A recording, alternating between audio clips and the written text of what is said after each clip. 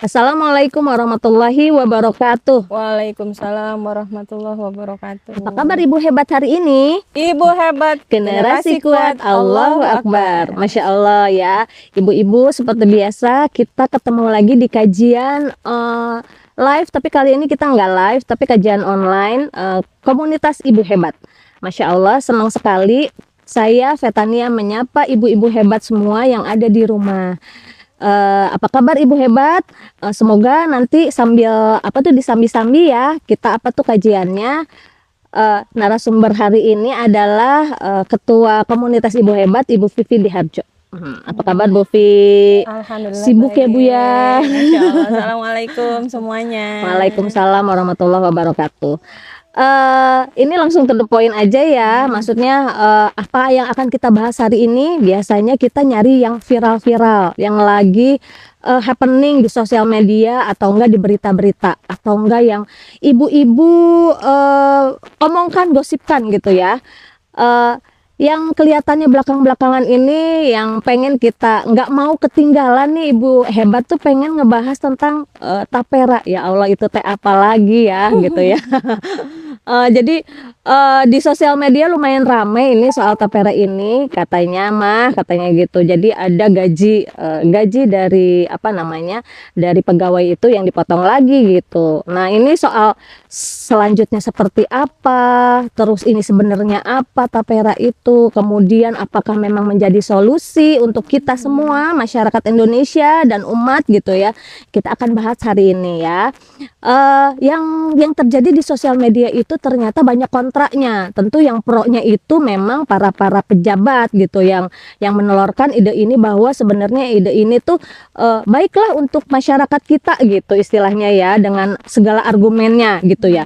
Terus kalau misalnya yang di sosial media biasanya para pegawai yang protes, apalagi ini ada salah satu nih yang lucu. Lucu-lucu sebenarnya, aku tahu mereka stres gitu dengan kalau ada potongan ini, tapi komennya lucu. Ini katanya gitu, gaji kita semakin habis katanya, udah potongan BPJS, potongan pensiun, terus potongan ini itu gitu. Ini tambah lagi tapera, habis lah gaji kita katanya gitu ya. Terus kemudian ada lagi dari dari wacana anak-anak Gen Z. Anak Gen Z tuh ngerasa nggak perlu buat apa tapera gitu. Kita nggak punya rumah juga nggak apa-apa, kita bisa hidup. Bisa lagi tuh dia ya gitu. Terus kemudian ada yang bilang bahwa tapera ini investasi bodong. Nah, investasi bodong seperti apa ya? Iya katanya gitu. Kalau dihitung secara matematika dengan potongan yang segitu katanya gitu ya, nggak akan nyampe gitu, berapa puluh tahun gitu, itu nggak akan jadi rumah gitu. Istilahnya investasi bodong aja, itu akal-akalan, misalnya akal-akalan penguasa kita. Nah itu kata netizen ya. Nah kalau misalnya kata Ibu hebat tuh kayak gimana gitu, karena Ibu hebat itu selalu melihat segala sesuatu dari kacamata Islam ya ibu-ibu. Jadi nggak sekedar apa kata kita gitu ya. Nanti narasumber kita akan bahas tuh semuanya dari A sampai Z. Paling enggak nih ya ibu-ibu tahu solusi Islamnya apa, tahu tapera itu apa, sudut pandang kita harusnya seperti apa. Jadi pada saat kita ada sesuatu berita, kita nggak asal omdo ya gitu ya. Oke, kita langsung aja ke Bu Fi ya. Sebenarnya menurut Bu Fi tapera itu gimana sih Bu? Iya, pasti ini hari ini jadi sorotan ya. Sorotan banget, jadi sorotan, iya. karena ini ada masalah dengan pemotongan gaji, iya. ya, pemotongan gaji Betul. para pencari nafkah. Tentu efeknya langsung kepada ibu-ibu iya. yang mengelola itu gaji. Udah kebayang gitu ya. uang belanja kita juga pasti kepotong ya. Udah kebayang ke situ iya, akan berpengaruh kepada take home pay yang bisa jadi mengguncang stabilitas keluarga. Betul, gitu ya. iya. Jadi memang yang saya rasakan ketika kemudian mendengar dan membaca tentang berita tapera ini ya, tabungan perumahan rakyat ini, satu miris gitu ya. Karena sebenarnya kenapa miris? Potongan kita tuh udah banyak banget. Betul. Ya nggak? Iya. Ada BPJS, ada jaminan ketenaga kerjaan, kemudian ada lagi potongan asuransi kesehatan, asuransi kesehatan ya, dan lain sebagainya. Terus kemudian apalagi pensiunan Bu, pensiunan juga. Nah semua itu kan dipotong ya, iya, Bu betul. Feta ya. Kemudian ada jaminan-jaminan yang lain yang kemudian itu dipotong dari gaji para pegawai ya, dipotong dari gaji para pencari nafkah. Nah, lalu ini ada lagi tapera gitu ya. Apa nih tapera gitu kan? Udah gaji kecil, bahkan yang saya dengar dari beberapa teman buruh dan saya dengarkan juga di media mainstream bahwa mereka bilang kenaikan gaji yang nggak seberapa, tapi dengan potongan yang banyak, bertambah terus itu sebenarnya sangat berat gitu. Jadi nggak apple to apple antara kenaikan gaji yang terjadi gitu, kenaikan upah yang terjadi dengan potongan-potongan yang terus terjadi.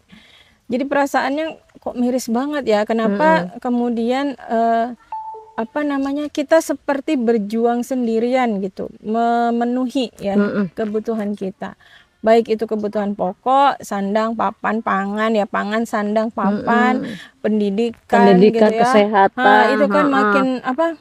Hari ini tuh sebenarnya gaji atau penghasilan itu kan banyak terkuras untuk pemenuhan kebutuhan pokok ya. Iya. Harga pangan yang terus merangkak naik gitu kan ya. Pendidikan belum pernah turun kayaknya ya. Belum. Ada cerita turun, ada tuh yang bangga tuh pernah turun seberapa kan nggak sesuai. Nah, terus gitu. naik lagi gitu ya. Lalu kemudian juga sangat tergerus oleh biaya pendidikan dan kesehatan. Iya. Ya, jadi memang makin miris gitu ya, makin kepotong, tambah lagi sekarang dipotong untuk perumahan gitu. Apalagi gitu tadi Bu Veta bilang. Apalagi. Iya. Kan orang juga ada juga yang ini ya Bu ya, punya cicilan rumah sendiri ya. Betul. Jadi ditambah lagi cicilan-cicilan. Cicilan kendaraan, cicilan rumah kan. Iya. Dan lalu kemudian bingung juga sayanya, juga nggak hanya miris gitu ya. Udah apa-apa mahal, kita penuhi sendiri. Lalu bingungnya terus posisi negara itu apa gitu ya, posisi pemerintah itu apa kalau semuanya ini harus kita tanggung sendiri, bahkan bahasanya gotong royong, tanggung renteng gitu kan ya. Jadi terus fungsi negara ini apa gitu, di mana posisi dia sebagai pelaksana amanat undang-undang gitu ya, yang harus kemudian memenuhi kebutuhan masyarakat, terutama kebutuhan pokok, pendidikan, kesehatan, keamanan. Kalau perumahan itu termasuk kebutuhan pokok ya Bu ya, pangan, sandang, papan gitu kan. Iya. Ternyata memang dengan adanya tapera ini yang dibahasakan adalah tabungan, ini makin membingungkan sebetulnya. Pertanyaannya yang saya dengarkan di media juga, tabungan atau bentuk asuransi sebetulnya. Oh iya. Gitu kan. Nah, jadi hari ini makhluk apa nih tapera ini? Makanan jenis apa ya? Gitu, kalau enak boleh deh. Betul. Gitu. Jadi miris, bingung juga kenapa ada seperti ini lagi gitu ya. Di mana kemudian posisi negara dalam sebagai pelaksana undang-undang itu sendiri gitu ya. Sebagai pelaksana amanat undang-undang yang ternyata dengan adanya tapera ini membuktikan nggak jalan gitu kan ya. Karena tadi menggeser dari kewajiban negara untuk menyediakan kebutuhan masyarakat menjadi pengumpulan dana masyarakat. Ini kan sudah ada pergeseran. Iya. Bahkan sudah disinyalir ini bukan tabungan, ini mah asuransi modelnya gitu ya. Investasi bodong berarti bener dong. Harus didetailkan. Kata saya ya. Harus didetailkan lagi. Kemudian ketika menghimpun dana segitu banyak, bayangkan ya berapa semua kena dengan kebijakan ini. Yang tidak punya rumah kan kena, yang punya rumah sudah punya rumah juga kena, disebut sebagai penabung mulia kan ya. Kemudian semua profesi kena gitu ya. Dari PNS ya, baik itu TNI, PNS, pekerja swasta, pekerja mandiri gitu kan. Semua kena, bahkan nggak hanya di level pekerja, para pemberi kerjanya pun kena gitu kan.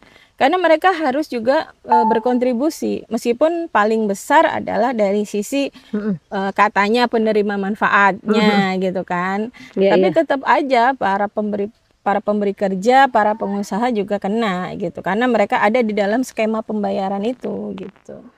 Oke. Gitu sih. Jadi miris ya Bu. Ya kita miris bersama. Nih sebenarnya yang bikin heran nih sebenarnya, setiap ada wacana ini tuh yang kepikiran di saya itu ya, kok bisa gitu loh. Pemerintah itu kepikiran tapera ini, kira-kira Bu Vi bisa nggak meraba kenapa pemerintah akhirnya menelorkan ide seperti ini? Ya kalau kita berangkat dari data ya Bu Veta, memang belum semua orang di negeri ini memiliki rumah. Iya ya. betul. Iya. Bahkan di survei BPJS itu mengatakan bahwa sekitar 15% dari total penduduk Indonesia itu nggak punya rumah. 15% 15%. koma sekian gitu ya. Dan itu bukan jumlah yang sedikit gitu. Jadi mungkin awal ditelurkannya kebijakan ini. Jadi sebenarnya kebijakan ini tuh sudah mulai dibahas dan diperdengarkan itu 2016, Bu Veta. 2016. Oh, udah jauh ya jauh sebenarnya. gitu. Cuman kenapa kemudian tahun 2020 pernah dikeluarkan peraturan pemerintah nomor 25 ya tahun 2020, dan kemudian diperbarui lagi dengan peraturan yang sekarang ini nomor 21 tahun 2024 tentang perumahan rakyat gitu. Nah, jadi awal tujuannya mungkin itu ya, karena berangkat dari data bahwa memang masih banyak sekali rumah tangga di Indonesia ini yang belum punya rumah gitu. Dan memang diamanatkan oleh undang-undang bahwa pemerintah wajib untuk menyediakan itu gitu. Kan tetapi memang kalau barangkali ya sumber-sumber untuk mewujudkan itu tidak bisa ditanggulangi sendirian gitu oleh pemerintah, sehingga mengajak serta kita semua untuk sama-sama ya, bahasanya gotong royong lah. Jadi kalau pemerintah nggak mampu, kita suruh gotong royong. Tapi kalau kita nggak mampu, kita menderita sendiri gitu ya. Kok aneh sih? Jadi supaya semua orang rumah tangga Indonesia ini punya rumah gitu. Awalnya mungkin niatan baiknya awalnya seperti gitu, itu. iya. Nah, pertanyaannya adalah ketika kemudian pengumpulan dana masyarakat itu terjadi dan itu yakin sekali jumlahnya tidak sedikit. Betul. Pertanyaannya adalah siapa yang mengelola? Kan itu. Kan pemerintah. Iya, Terus? siapa yang mengelola dan apakah dana itu akan didiamkan saja sampai kemudian tiba masanya para penerima manfaat ini, orang-orang yang menabung ini benar-benar memiliki rumah, kan itu pertanyaannya. Iya.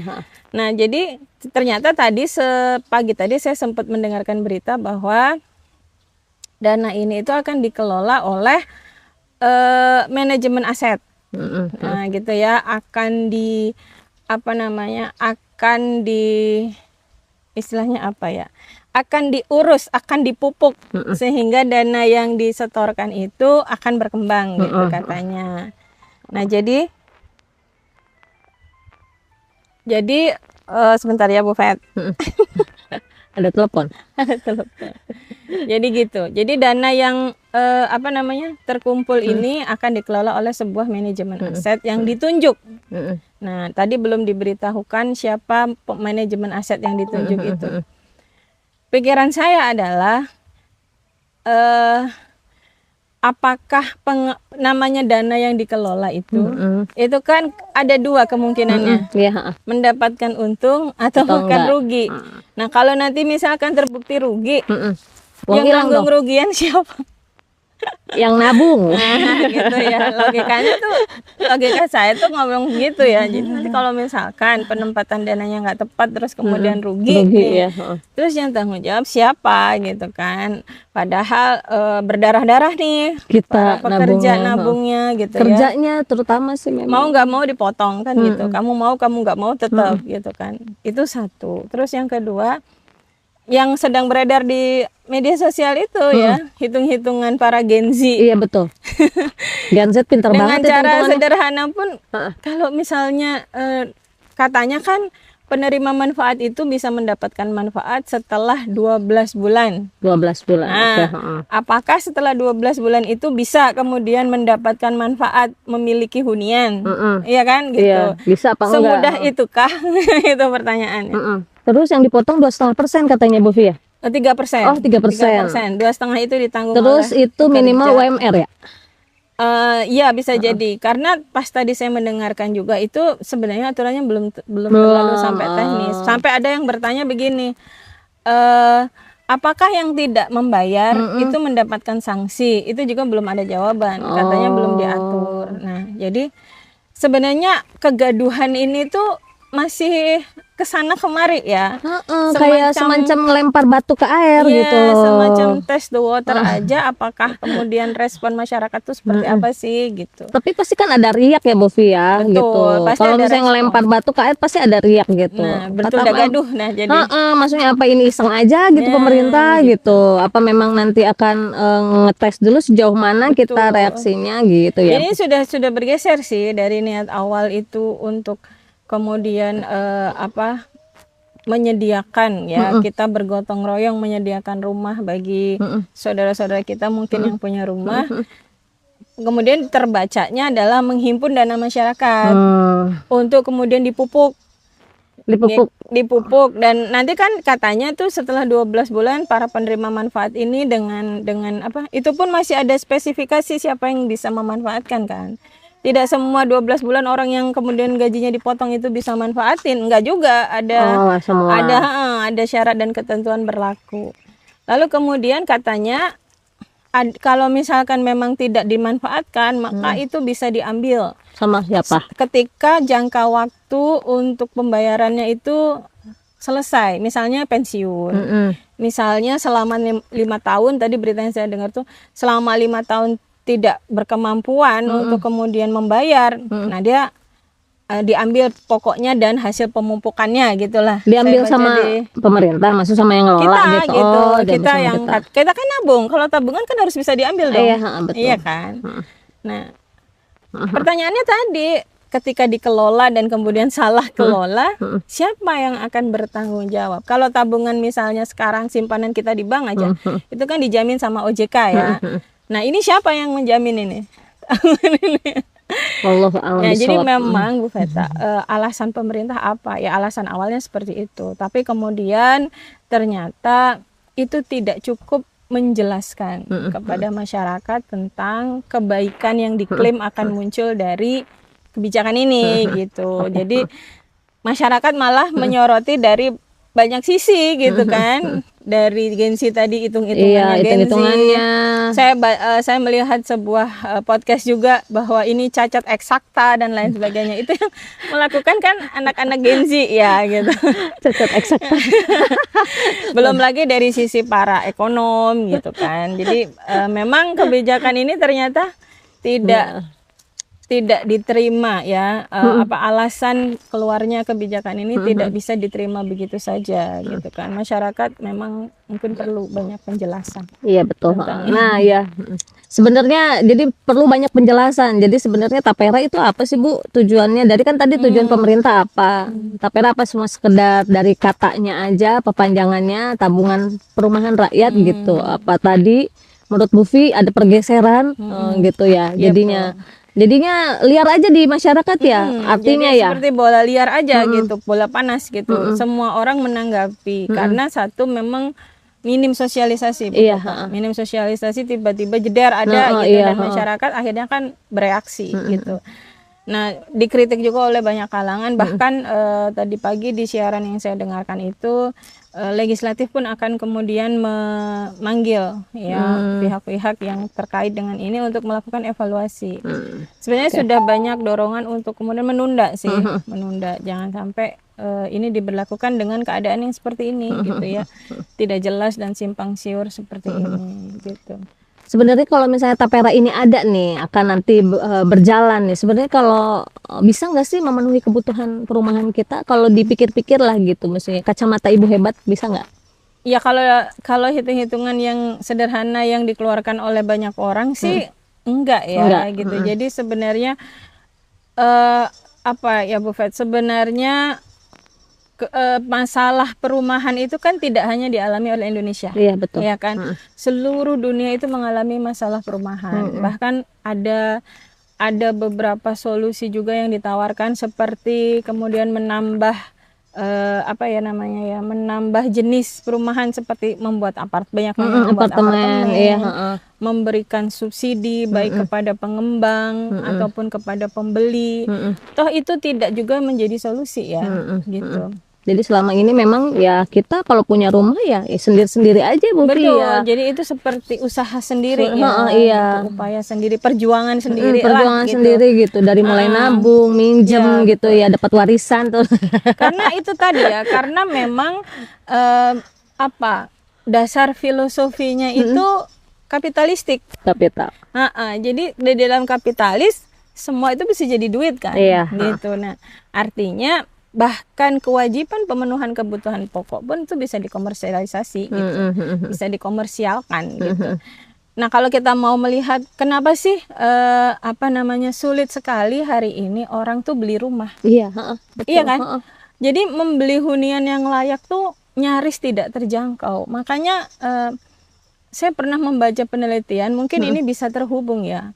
Kenapa kemudian hari ini Gen Z itu malas untuk menikah, gitu? Iya. Karena memang ada rasa insecure pada diri Gen Z dengan gaji saat ini, ya, dengan gaji UMR saat ini, itu akan sulit kemudian memberikan hunian pada keluarganya nanti, gitu. Iya. Jadi memang hunian hari ini itu sudah nggak masuk akal harganya, gitu kan? Kenapa itu bisa terjadi? Satu, barangkali memang hari ini itu pemerintah atau negara itu tidak pada posisi untuk menyediakan, ya, mereka hanya pada posisi regulator aja. Tetap aja kemudian penyedia rumah itu swasta, gitu kan.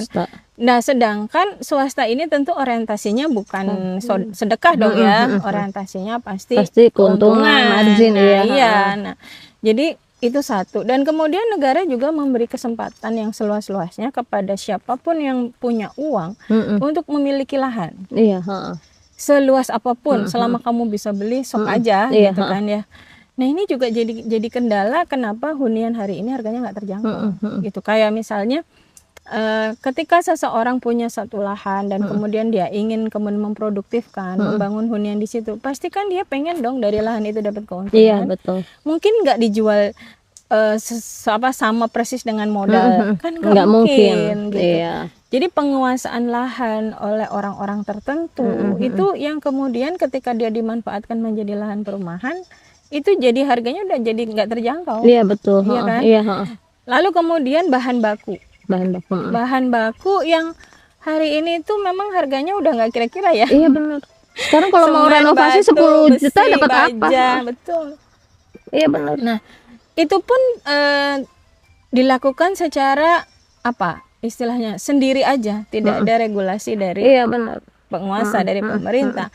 Akhirnya ketika lahannya udah mahal, bahannya udah mahal, bagaimana rumah hunian itu bisa terjangkau? Kan nggak mungkin, gitu kan? Itu satu. Terus lalu yang kedua, kenapa hunian itu sekarang tidak terbeli? Kalau tidak mau dibilang mahal banget, tidak terbeli. Kenapa? Karena penghasilan hari ini itu difokuskan untuk kebutuhan pangan satu, kebutuhan pendidikan dua, dan kebutuhan kesehatan. Yang semua ini sebenarnya harus dan wajib dipenuhi oleh negara secara gratis dan terjangkau. Tapi kan hari ini enggak. Nah, jadi kenapa semua ini menjadi akhirnya muncul solusi ada tapera itu mungkin karena semua hari ini yang menjadi sistem kehidupan hari ini dikelola secara kapitalis. Sehingga semua itu judulnya adalah bisa diduitin. Apa-apa harus diduitin. Karena bisa diduitin, maka hal-hal yang sifatnya justru wajib dipenuhi, bahkan diduitin juga gitu. Jadi ini seperti sebuah circle ya, sebuah lingkaran setan yang memang harus diputus. Kalau enggak, mau judulnya tapera, mau judul-judul yang lain, tetap ketika pengelolaannya secara kapitalistik nggak akan bisa kemudian memenuhi kebutuhan hunian bagi masyarakat secara terjangkau. Itu nggak mungkin banget gitu. Nah, itu Bu Fi, jadinya akhirnya kepikir nih, sebenarnya kalau misalnya di agama kita, di secara syariatnya kayak gimana sih solusinya gitu. Kita punya rumah, terus ruang layak ruang layak hidup buat kita gitu, terutama perempuan dan anak gitu. Perumahan juga kan harus nyaman ya gitu. Sebenarnya Islam tuh solusinya apa gitu untuk kita gitu, untuk umat. Secara kan kita mayoritas kan agamanya Islam ya di Indonesia itu. Paling enggak kita harus tahu nih solusi Islamnya seperti apa. Jangan soalnya selama ini kita ngelihat solusi pemerintah duit lagi gitu loh ya. Coba kita paling enggak ya kita tahu ya sebagai pengetahuan kita bahwa ini sebenarnya harusnya seperti apa gitu. Iya, betul. Masya Allah ya, kenapa kemudian terjadi kebijakan yang kemudian istilahnya bikin rakyat makin menderita ya karena tadi kehidupan hari ini lari dari apa yang Allah dan Rasulullah perintahkan gitu ya, dan kita memilih untuk menjadikan kapitalisme itu sebagai dasar untuk mengatur kehidupan kita hari ini. Kita memilih, Iya, apakah ada pilihan enggak? Ya kita memilih karena sebenarnya ada pilihan lain Bu Fet. Oh, ya, sebenarnya gitu ya. ada pilihan ya, tapi kita memilih itu Iya, ya. betul. Aduh, Karena sedih banget. Atau pengennya yang pilihan yang enak atau kalau gitu. Iya, jadi kita ketika kemudian Ibu Hebat memandang persoalan tapera ini jelas ujung pangkalnya itu ya, karena kita memilih kehidupan hari ini itu diatur oleh kapitalisme, ya, yang kapitalisme ini jelas tujuannya adalah keuntungan yang sebesar-besarnya, baik dari baik dari sisi individu, dari sisi pengelolaan masyarakat sampai kepada pengelolaan negara, itu kan tujuannya keuntungan, gitu. Nah, jadi pemerintah nyari untung aja gitu ya. Ya bolehlah, boleh gitu ya. Gitu. Maksudnya itu kan kesimpulan ya yang saya pahami gitu loh, ibu-ibu itu mah bebas aja nanti. Nah jadi karena kita memilih itu, maka muncullah kebijakan-kebijakan macam tapera ini. Nah, ada pilihan lain nggak sih gitu ya pertanyaan Bu Fet? Iya, ada pilihan lain. Ya ada, karena Islam itu menyeluruh ya. Islam itu diturunkan tidak hanya untuk urusan mengatur persoalan ibadah ya. Islam tuh mengatur seluruh aspek kehidupan manusia termasuk ekonomi, dan salah satu di dalamnya adalah masalah hunian. Ya. Oh, termasuk rumah ternyata ada, udah diatur. Oke, kita simak seperti apa. Nah, jadi di dalam Islam itu mengatur bagaimana negara atau penguasa atau pemerintah itu wajib menyediakan kebutuhan pokok masyarakat. Wajib. Dengan mudah dan murah. Dengan gitu mudah. Ya. Yang terjangkau pokoknya Maya. Iya. Kayak tadi kalau kita sudah menggambarkan kenapa sih muncul kendala. Nah, kita kan tadi sudah menyatakan bahwa satu, gaji kita hari ini tuh udah habis buat makan, buat sekolah, sama buat kesehatan. Nah, sementara di dalam Islam hal-hal yang disebutkan tadi itu menjadi ranahnya negara. Ya, jadi para pencari nafkah ini tetap dapat nafkah, gitu ya. Dapet tapi gajinya. Tidak untuk ini, tidak untuk hal-hal ini, ya. Jadi untuk makan, kesehatan dan pendidikan itu udah disediain sama negara. Apalagi pendidikan dan kesehatan itu diwajibkan disediakan oleh negara secara gratis, free, gitu ya. Jadi uang kita untuk jalan-jalan doang dong. Untuk sedekah ya, untuk sedekah gitu. Ya. Jadi tadi tuh, jadi untuk masalah pendidikan, masalah kesehatan tuh tidak akan menggerus penghasilan, gitu ya. Yang hari ini sangat tergerus karena pendidikan dan kesehatan dikelola dengan cara kapitalistik sehingga ya mahal, gitu kan. Mau tidak mau harus mahal, gitu kan. Udah habis di situ. Jadi satu itu, sehingga ketika penghasilan mereka itu, kalau kehidupan hari ini kan kayak nggak ada sisa ya, tergerus habis, gimana mau nabung beli rumahnya. Ini ada lelucon lucu deh di apa tuh sosial media, menggambarkan gaji kayak kereta lewat susi. Lewatnya cuma udah gitu lewat menit. Sudah hilang. Lucu banget. Sebenarnya sedih juga sih, emang sedih banget. Jadi kemampuan masyarakat untuk membeli rumah itu kan akhirnya bisa terjadi ketika penghasilannya memang tidak tergerus untuk persoalan-persoalan yang besar lain, pendidikan, kesehatan. Udah ada gitu ya. Nah, itulah kemudian solusi pertama ya. Jadi Islam itu begitu kemudian memperhatikan kemampuan daya beli ini juga ya. Nah, yang kedua kemudian yang tadi dalam penguasaan lahan yang kemudian jelas-jelas menjadi kendala kenapa harga rumah hari ini semakin tinggi. Iya kan? Nah, kalau di dalam Islam, seseorang yang memiliki lahan baik itu dalam jumlah kecil atau besar, ketika selama jangka waktu tertentu, selama jangka waktu 3 tahun dia tidak bisa memproduktifkan itu, maka itu akan kepemilikannya akan dicabut oleh negara dan kemudian diserahkan kepada yang bisa mengelola. Berarti kalau misalnya kita punya tanah nggak diproduktifkan aktifkan, didiemin misalnya buat investasi aja gitu ya, didiemin 3 tahun gitu ya. Kalau sama pemerintah kita, maksudnya kalau solusi Islam tuh diambil sama Betul.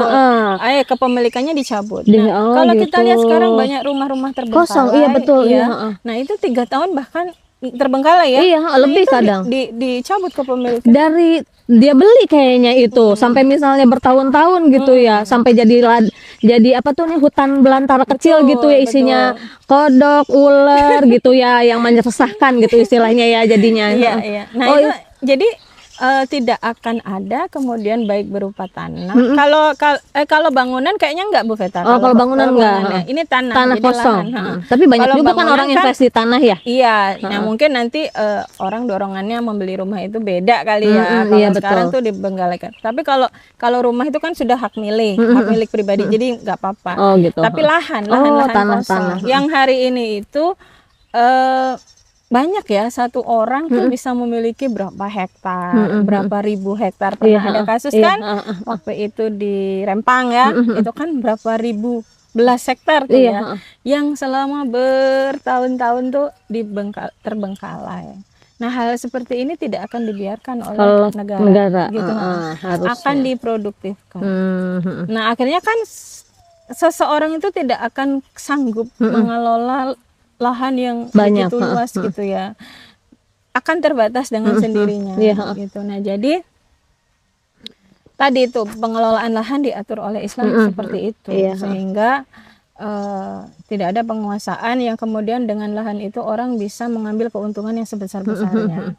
Sementara ada orang yang susah punya rumah gitu, iya, mending. Tuh, lalu kemudian tentang bahan baku, ya kan, bahan baku untuk bangun rumah ya. Betul, kan memang hari ini tuh yang namanya sumber daya alam, kepemilikan umum tuh siapa sih yang ngelola? Gitu kan. Siapa sih yang mengelola? Negara bukan? Nah, gitu. Pertanyaannya. Jadi ketika kepemilikan umum ini dikelola oleh negara, hasilnya akan dikembalikan kepada masyarakat. Tidak boleh kemudian ada orang atau sekelompok orang yang menguasai kepemilikan umum gitu. Seperti misalnya hutan, ya, kemudian pertambangan, itu nggak boleh dimiliki oleh perseorangan dan juga sekelompok orang atau korporasi. Itu harus dikelola oleh negara dan hasilnya dikembalikan kepada masyarakat. Kan selama ini memang dikelola oleh negara, Bu Fi. Diatur oleh negara, tidak dikelola oleh negara. Oh gitu ya, diatur oleh negara. Jadi negara itu regulator, jadi dia itu mengatur, membuat aturan-aturan. Tapi orang meyakininya itu kok. Gitu ya. Iya. Anggap aja begitu. Karena ya, gini bedanya, kalau regulator tuh kayak gini, Bu Veta nih punya kos-kosan, Bu Veta sewain. Nah, apapun yang terjadi di kos-kosan itu, misalnya di kos-kosan isinya lengkap, Bu Veta tuh ngasih orang tinggal di situ cuman dapat uang sewanya aja gitu. Tapi apa yang terjadi di situ, diapain nggak tahu. Nah, negara itu mungkin cuman gitunya doang. Jadi apa yang ada di situ, isinya dan lain-lain. Tapi kan undang-undang dasar kita kan udah jelas, Bu. Semua bumi, tanah apa dikelola oleh negara, dimanfaatkan sebesar-besarnya untuk masyarakat, katanya gitu. Ya, itu katanya begitu ya. Kan aku mah sesuai. Itu tuh sampai apal, tahu nggak? Iya nggak kita waktu kecil? Iya nggak? Itu undang-undang dasar 45 tuh sampai apal kita. Iya, nah jadi memang amanat kan tadi itu ya.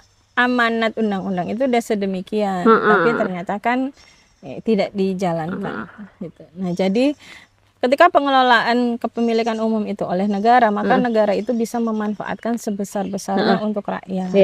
Artinya misalnya rakyat bisa memanfaatkan, misalnya di hutan ada kayu, ya kan? Kemudian bahan baku yang lain itu rakyat bisa manfaatkan dengan izin negara tertentu. Nah, ini kan membuat kos itu menjadi lebih rendah gitu kan. Tapi hari ini kan enggak. Dari hulu sampai hilir jadi rumah tuh swasta semua. Kita sendiri yang usaha. Makanya sampai di hilirnya mahal gitu. Karena dari hulunya, dari lahannya mahal, bahan baku mahal, maka sampai jadi rumahnya juga mahal. Makanya itu yang itu diatur oleh Islam sehingga tidak terjadi seperti itu. gitu Bu Feta. Nah iya, sebenarnya senang banget gitu ya kalau misalnya ngelihat apa tuh aturan Islam tuh udah seideal ini. Sayang banget sebenarnya kalau nggak diterapkan sebenarnya gitu ya Bu ya. Nah itu Sayang gitu, maksudnya kita capek-capek amat bikin undang-undang dasar yang akhirnya nggak diterapkan gitu ya. Terus kita udah punya aturan sesuai syariatnya yang Allah udah atur gitu ya. Terus kita nggak pakai, kita nyari masalah kayak. kita pusing sendiri akhirnya kan. Ya Iya. itu tadi lah Bu Feta, karena tadi ya kita memilih. Jadi Memilih, sebenarnya pertanyaannya ada nggak sih pilihan lain? Ada. Iya Ada betul. kalau mau gitu Kalau ya. mau kita terapkan ya Kalau mau kita belajar, akhirnya kita tahu, oh ini sistem ekonomi Islam tuh seperti seperti ini. ini. Nah, mungkin di luar sana banyak yang nggak tahu bahwa Islam juga ngatur masalah ekonomi. Iya betul. Gitu kan. Termasuk masalah perumahan, Nah. tanah, bahan baku Iya. gitu. Itu lebih detail lagi ya Bu Fi ya. Jadi Jadi ada di masuk dalam ini sistem ekonomi Islam. tuh kan. Nah, jadinya sebagai pengetahuan kita ya ibu-ibu ya bahwa semua itu udah diatur dalam Islam. Ya, tadi kan udah nih solusi Islamnya seperti apa ya Bu Fia. Sekarang gimana nih sikap kita sebagai ibu hebat nih? Selain tahu nih Balik lagi ke visi ibu hebat ya. Aha. Bahwa ibu hebat itu adalah ibu yang happy menjalankan beberapa peran yang ada pada dirinya. Nah, peran ibu hebat itu kan ada beberapa ya. Iya. Sebagai anak dari orang tuanya, sebagai istri, sebagai Ibu, dan bagian dari masyarakat. ya. Nah, sebagai bagian dari masyarakat ini tentu kita nggak bisa nutup mata Bu Feta terhadap apa yang sedang terjadi di tengah-tengah kita. Jadi misalkan kalau hari ini memang dalam pembahasan kita hari ini ya, kalau hari ini kita punya hunian yang udah nyaman, udah milik sendiri, bukan berarti bahwa masalah kita selesai gitu ya. Itu namanya egois ya. Nah iya, artinya apa? Sebagai anggota masyarakat tentu kita akan dituntut untuk memperhatikan ya apa sih sebenarnya yang terjadi dan memberikan respon yang terbaik gitu. Seperti yang kita lakukan hari ini ya, mudah-mudahan Allah catat ini sebagai hujah kita bahwa kita itu nggak diem gitu ya dengan apa yang sedang dialami di sekitar kita. Ya ketika banyak orang hari ini kesulitan punya rumah, lalu kemudian harus juga ditambahin lagi dengan kebijakan-kebijakan yang seperti ini, yang jelas-jelas kebijakan ini menambah penderitaan masyarakat. Gitu. Kita nggak bisa diam aja meskipun kita misalnya hari ini pada posisi yang udah punya rumah kok, udah nyaman kok. Terus gitu. ibu-ibu nggak ada hubungannya sama politik dan ekonomi Iya, gitu ya, betul. ekonomi keluarga aja pentingnya gitu. Bagaimana Ternyata cara merespon itu yang kemudian ya pertanyaan dari itu. Ya, oke, kita memberikan respon. Cara ngeresponnya gimana? Satu, belajarlah tentang bagaimana kemudian Islam itu menyelesaikan semua problematika kehidupan. Belajar. Iya, kan problema kehidupan manusia hari ini salah satunya ekonomi. Iya. Termasuk di dalamnya soal rumah ini gitu. Bagaimana soal hunian ini gitu ya. Nah, pelajarilah ternyata di Islam ada loh gitu. Ternyata di Islam tuh ada gitu. Nah, tahu nggak gitu kan? Tuh kan, tahu nggak? Makanya kajian di komunitas ibu hebat nih biar tahu. Nah, gitu. Itu salah satu bentuk kita merespon dan kemudian menyampaikan ya, menyampaikan kepada ya di sekitar kita, kepada keluarga kita. Ternyata Islam ada loh soal ada ini, solusinya, soal ekonomi loh iya, gitu. Sehingga menjadi sebuah apa ya? Menjadi sebuah kerangka berpikir dalam diri kita bahwa ada masalah apa-apa tuh Islam ada solusinya gitu kan ya. Jadi nggak usah terlalu khawatir dan bingung. Kalau ada masalah apa, potret aja deh pakai kacamata Islam. Lihat aja deh pakai kacamata Islam. Pasti di situ ada jawabannya. Asal mau belajar. Jadi yang dilakukan oleh ibu hebat ya tadi yang pertama cari tahu. Nah setelah cari tahu ya belajar yuk gitu. Belajar bareng-bareng di komunitas ibu hebat gitu. Let's go. Ibu-ibu ngomongin politik. Nah, politik itulah yang sangat mempengaruhi kehidupan kita hari ini. Harga pangan tuh dipengaruhi oleh politik. Kita lihat sendiri sekarang tapera pun yang bakal motongin uang gaji kita itu kebijakan politik gitu kan. Tidak bisa lepas dari yang namanya urusan politik. Jadi ibu-ibu hebat itu adalah ibu-ibu yang peduli dan memperhatikan sebetulnya apa yang terjadi di sekitarnya dan memberi respon terbaik.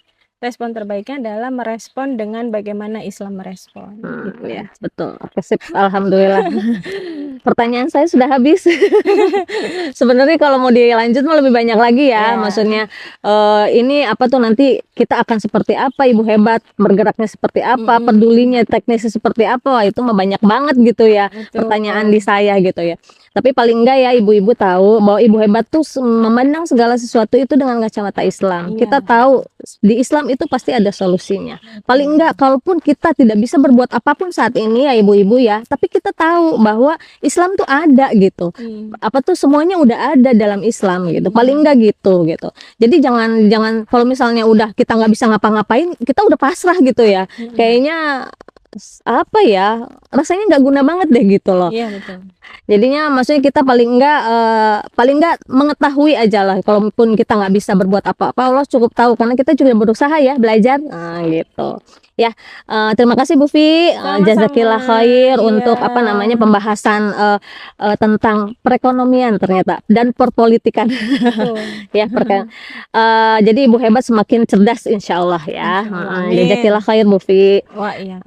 Nah, sekian ya ibu-ibu, Ibu Hebat, kita sudah membahas dari A sampai Z gitu ya. Bagaimana ini memandang apa tuh namanya tapera, bukan tapera sih sebenarnya, apa tuh namanya perumahan rakyat di sisi kacamata Islam. Kita harus tahu seperti apa ternyata Islam itu mengatur semuanya, sudah ada gitu. Kita nggak usah capek-capek gitu ya. Kita tinggal menjalankan saja sebenarnya. Kalau mau sistem ini maksudnya kalau mau cara ini diterapkan dalam kehidupan umat gitu, kita sebenarnya nggak harus capek gitu loh. Ini udah jadi solusinya, ya enggak gitu. Betul. Ya, kita tutup kajian KIH online pekan ini dengan istighfar 3 kali dan doa kafaratul majelis.